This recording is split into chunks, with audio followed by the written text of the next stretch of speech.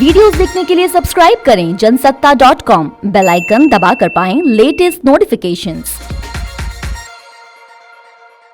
नमस्कार, स्वागत है आपका जनसत्ता.com में। आपके साथ मैं प्रियम सिन्हा और आज हमारे साथ एक ऐसी शख्सियत जुड़ रहे हैं जिन्होंने अपना देश छोड़ के एक ऐसे देश के लिए खेला जिसकी संस्कृति, जिसका कल्चर और जिसकी सभ्यता एकदम ही अलग थी, लेकिन उन्होंने खेला और इस कदर खेला उस देश के सबसे ज्यादा विकेट लेने वाले स्पिन गेंदबाज भी बने। तो दानिश कनेरिया जी, स्वागत है आपका जनसत्ता में। हाँ जी, नमस्कार। पहले तो ये कि आपने इंट्रोडक्शन बहुत बढ़िया किया, लेकिन उसमें थोड़ी सी करेक्शन मैं कर दूं अगर आप इजाजत दे तो। बिल्कुल बिल्कुल। देखिए, भूमि आप कोई भी हो, क्योंकि हम भूमि को हमारे धर्म में माता कहते हैं। मेरा जन्म हुआ पाकिस्तान में, पाकिस्तान के लिए खेला, मेरे लिए बड़ा गर्व की बात रही कि मैंने अपनी मातृभूमि के लिए खेला। Coming from a Hindu community, it was again a big achievement for me कि 22 करोड़ आवाम में से आना, फिर टीम के अंदर आना। टीम के अंदर आना बड़ी बात नहीं थी, लेकिन 10 साल तक कंसिस्टेंस खेलना और फिर बड़े बड़े नामों के रिकॉर्ड तोड़ते हुए जाना। तो मैं समझता हूँ कि कोई भी प्लेयर के लिए अपनी धरती के लिए खेलना, अपनी धरती माँ के लिए खेलना बहुत ही बड़ा अचीवमेंट होता है।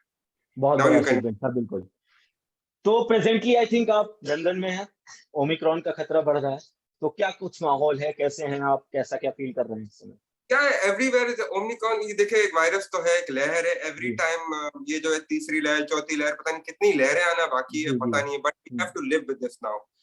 मैं तो सबसे यही कहूंगा कि प्रिकॉशंस करें, और ये जो है जितने सेफ्टी एलिमेंट्स है, बिकॉज ये एक ऐसी खतरनाक चीज है कि एक को होती है तो पूरी परिवार को झड़क रहती है। अगर आपके परिवार के अंदर माता पिता है और अपना बड़े बुजुर्ग लोग हैं, उनके क्योंकि इम्यून सिस्टम वीक होता है, उनको पकड़ जाती है और फिर पूरा घर 1 महीने के लिए क्वारंटाइन। और ये क्योंकि अभी तक तो दुनिया प्रॉपर तरीके से खुली नहीं थी, फिर से कोई नई चीज आ जाती है।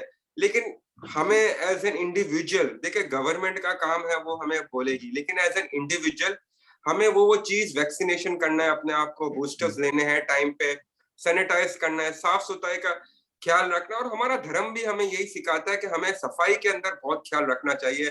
और आप देखें कि हमें जो है हमेशा साफ सुथरा रहना चाहिए, और जितना हो सके जरूरत हो तो बाहर निकले, जरूरत ना हो तो ना निकले।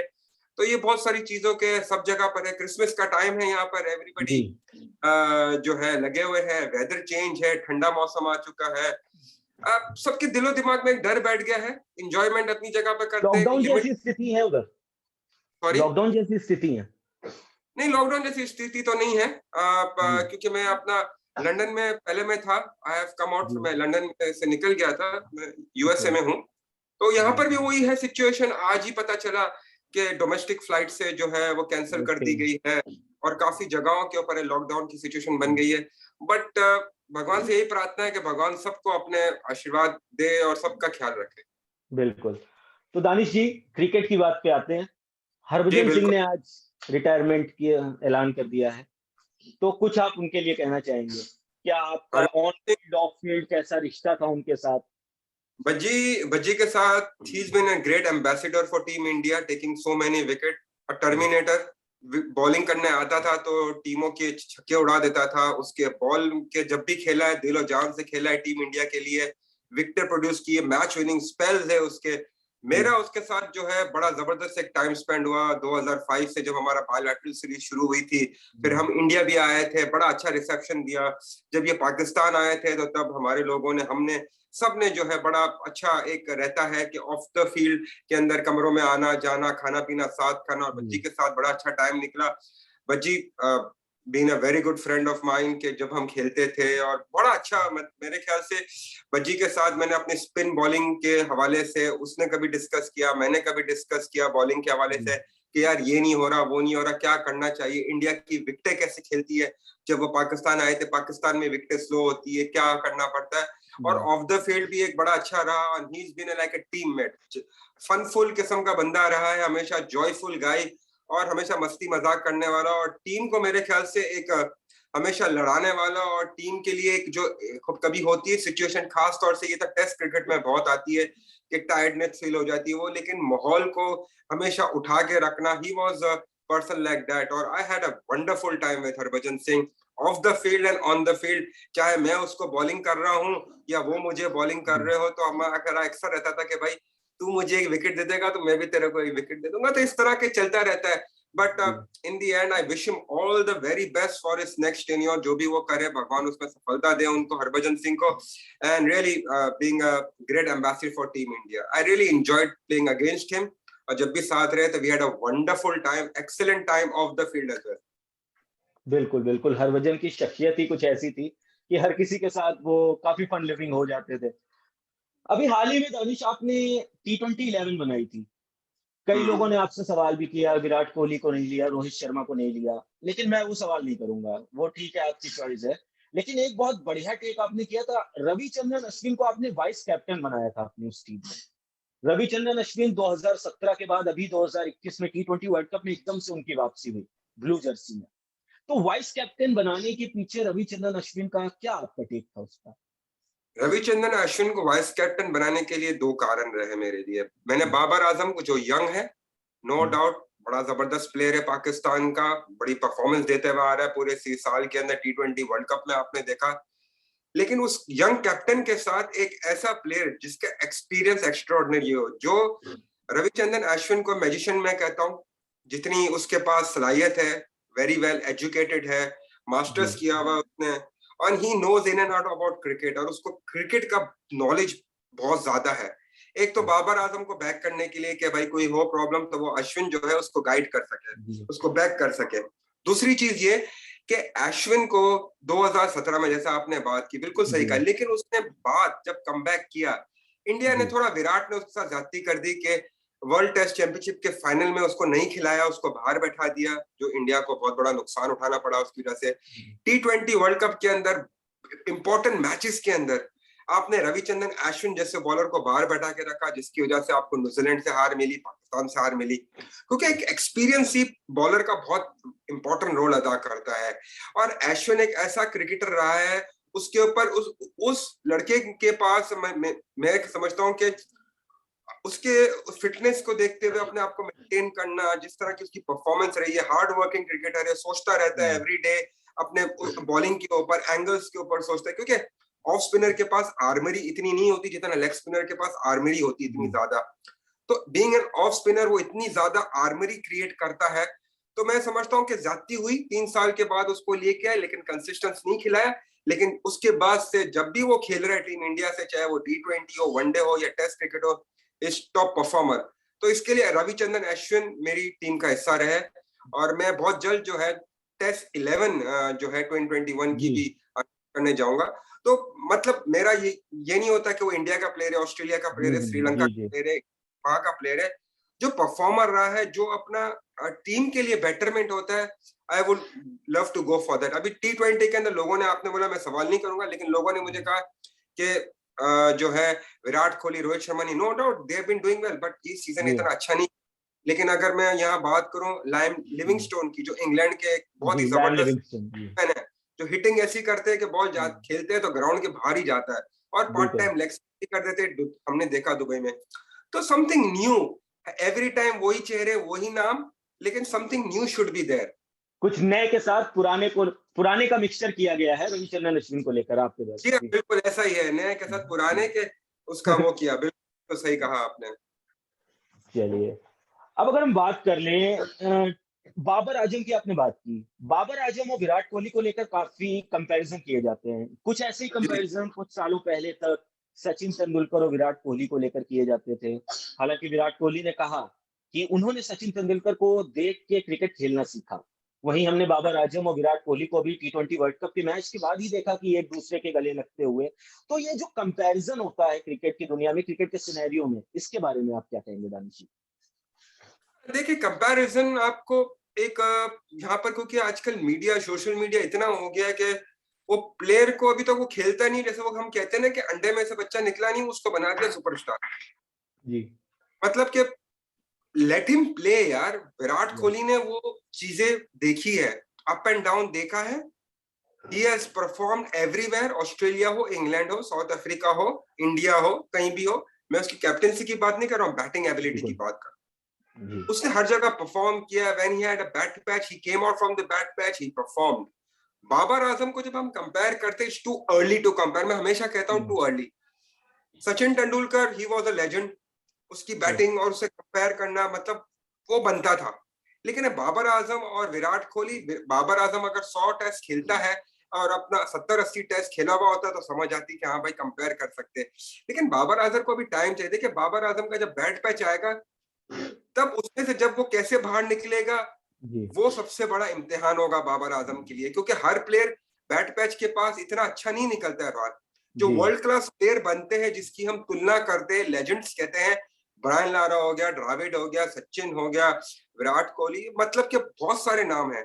तो मतलब उनके बैट पैच के बाद वो निकले और उन्हें नाम बनाया।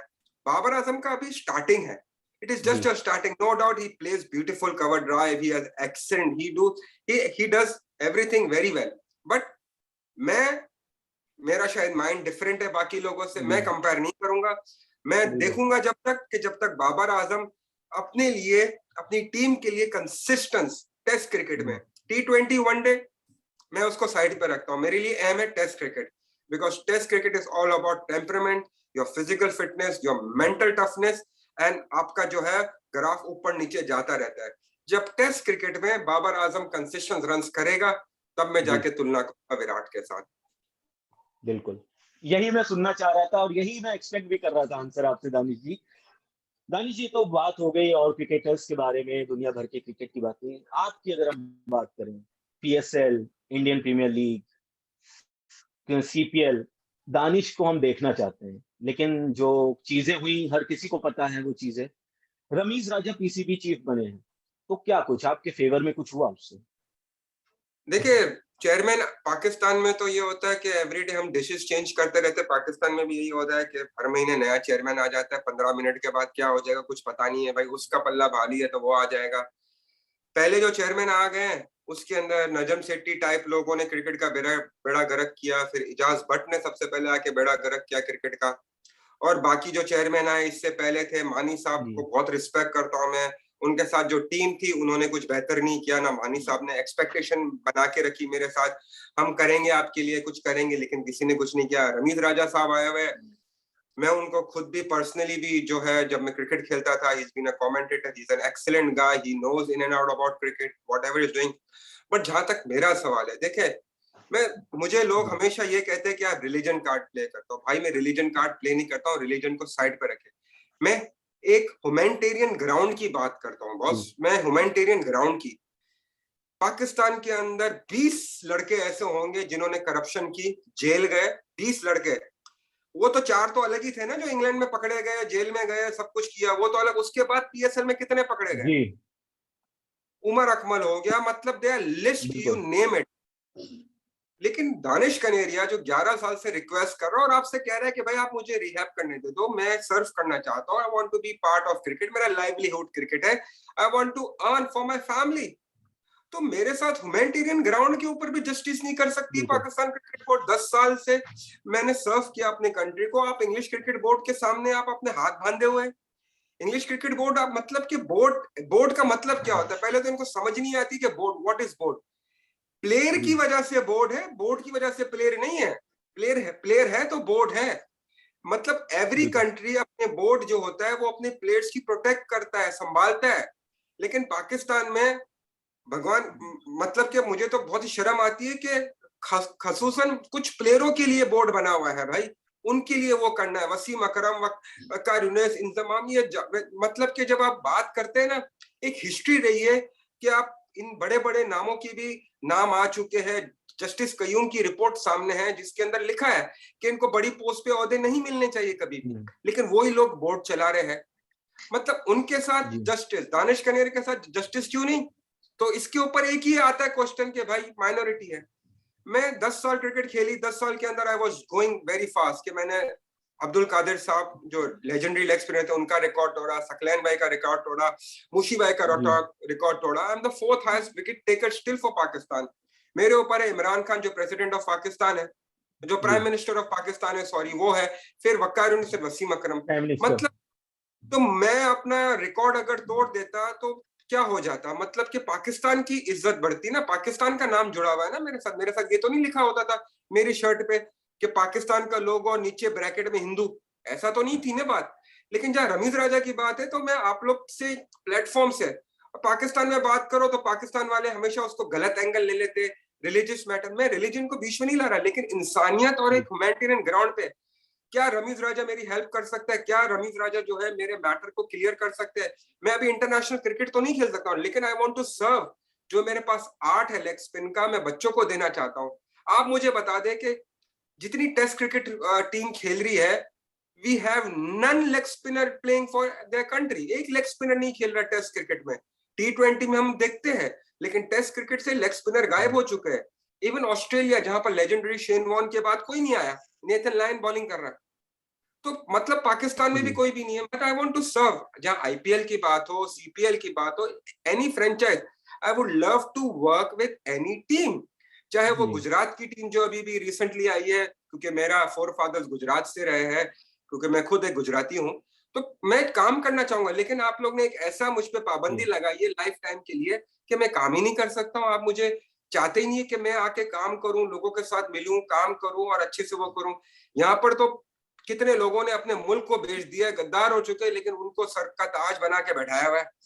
ये एक पॉइंट है जो मुझे हर्ट करता है कि यार मैंने ऐसा क्या कर दिया, क्या मैंने कितने मर्डर कर दिए कि मेरे साथ इस तरह से आप ट्रीट कर रहे हैं। मैं रमीज राजा से भी, और अभी जो नए फैसल हसनैन जो आए हुए हैं सीईओ, उनको भी मैं कहूंगा, आपके प्लेटफॉर्म से कहूंगा कि प्लीज मेरे मैटर को सॉल्व करो। और ये बार बार ये बात करता हूँ, लेकिन उनके कान में रू नहीं गूंजती है।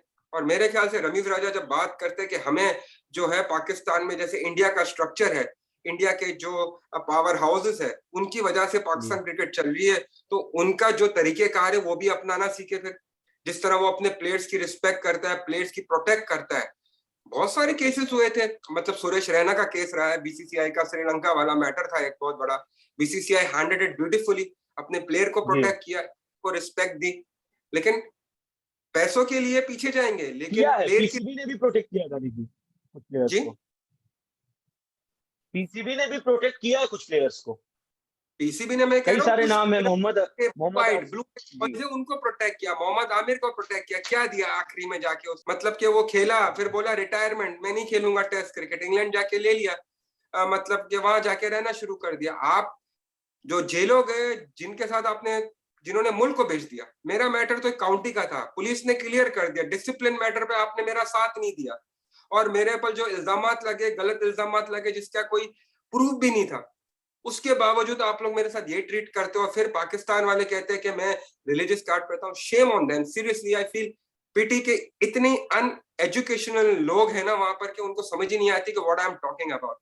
सीरियसली।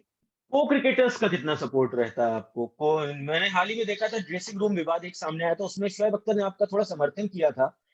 तो इस विवाद में आपको किसी खिलाड़ी का, किसी को क्रिकेटर का, किसी सीनियर का समर्थन मिला? दानिश, क्या रहा सपोर्ट, कुछ मिला आपको? सपोर्ट तो रहा, नो डाउट कि शोएब अख्तर ने बात की, बिकॉज वो बात कर सकता था, वो पोजीशन में वो है, उसने वो खुल के बात की। बीइंग अ माइनॉरिटी, पाकिस्तान में हम रहते हैं, सारा कुछ था। मतलब यहाँ तो वो हो जाता कि भाई ये इसने बात ही ऐसी कर दी। जब मैंने बोला कि उसने सही बात बोली, क्योंकि ऐसे प्लेयर थे ऐसे, मतलब कि वो मेरे साथ, मेरे कैप्टन इंजमाम उल हक वाज मुझे सपोर्ट करते रहे। उनकी कैप्टनसी में मैंने लंबा असर तक खेला। यूनुस खान सपोर्ट करते रहे, मोहम्मद यूसुफ, जो पहले यूसुफ योहन्ना थे, सपोर्ट करते रहे। लेकिन उसके अलावा शोएब अख्तर थे, वो Rashid Latif, they all supported me मेरे परफॉर्मेंस को। वो चाहते थे कि यार ये लड़का इतना परफॉर्म करता है, इसको और मिलना चाहिए। लेकिन शाहिद आफरीदी टाइप लोग जो थे, वो हमेशा अगेंस्ट रहे। कभी एक कैटेगरी में नाम आ जाता तो गालियां देते थे, भाई तेरा एक कैटेगरी में नाम आने से तू हमारी तुलना करेगा, मतलब व्हाट इज दिस। आप आके भाषण देते हो, वो करते हो, सारी चीजें करते हो, बट आपके अंदर तो वो एक है ना, क्या you didn't wanted me to be part of Pakistan team. क्योंकि वो मेरे हबीब बैंक जो मेरा डिपार्टमेंट था, उसके भी कैप्टन रह चुके, वो मुझे अक्सर बाहर कर देते थे, वनडे नहीं खिलाते थे। जब यूनुस खान कैप्टन बना, वनडे में खेला, बेस्ट बॉलर बना, टीम को ट्रॉफी जिताई। तो मतलब कि मुझे बाहर रखने की क्या वजह थी? आपका पीआर पता है, पीआर का कनेक्शन रहते हैं आपके अफरीदी साहब के, लेकिन किसी लड़के के कैरियर के साथ, किसी जिंदगी के साथ इस तरह नहीं खेलना। बिल्कुल, ये चीज खलती है। 61 टेस्ट मैच आपने खेले और सिर्फ 15 ओडीआई, ये चीज कहीं ना कहीं खलती है। 261 विकेट्स हैं आपके टेस्ट में, सिर्फ 15 टी वनडे में, तो निश्चित ये चीज खलती है। दानिश जी, अभी कुछ दिन पहले, 2 या 3 दिन पहले कू पर आपने कराची में कुछ इंसिडेंट हुआ था मंदिर से रिलेटेड, उस पर भी आपने कुछ पोस्ट किया था। आप लगातार मतलब ऐसी गतिविधियों पे आवाज उठाते रहते हैं। तो कहीं न कहीं ये भी एक कारण हो सकता है, और आप मतलब इस इन सब चीज़ों के बाद खुद को कितना महफूज़ समझते हैं वहाँ पे? देखिए, हमारा धर्म, सनातन धर्म मेरे लिए सबसे बढ़कर है, क्योंकि अगर हम धर्म के लिए जी, आवाज नहीं उठाएंगे तो भगवान भी एक दिन पूछेगा, तेरे को हमने सब कुछ दिया लेकिन जी, कभी धर्म के लिए कभी कुछ बोला? मैंने जो जी, आवाज उठाई वो पाकिस्तान का इमेज खराब हो रहा है उसके अंदर। कराची के एरिया लंचो लाइन में मंदिर में जाके तोड़फोड़ करी, मूर्तियों को तोड़ा। मतलब what is this going on? मतलब वेयर इज जी, इमरान खान और ये सब लोग कहाँ है? उसमें पाकिस्तान का बिल्कुल, इमेज खराब हो रहा है ना, और किसका इमेज खराब हो रहा है मुझे बताइए। लेकिन अक्सर कुछ हो जाता है तो बवाल मच जाता है, बिल्कुल। एकदम से वो हो जाता है। अगर मैं अपने अपने धर्म के लिए, अपने हिंदू के लिए, अपने हिंदू भाइयों के लिए, बहनों के लिए अगर कुछ मैं कर सकता हूँ थोड़ा सी, उतना उतना तो कुछ नहीं करता हूँ, सिर्फ एक आवाज ही उठा सकता हूँ उनके सपोर्ट में, उनके लिए कि भाई गलत हो रहा है उसको सही करें।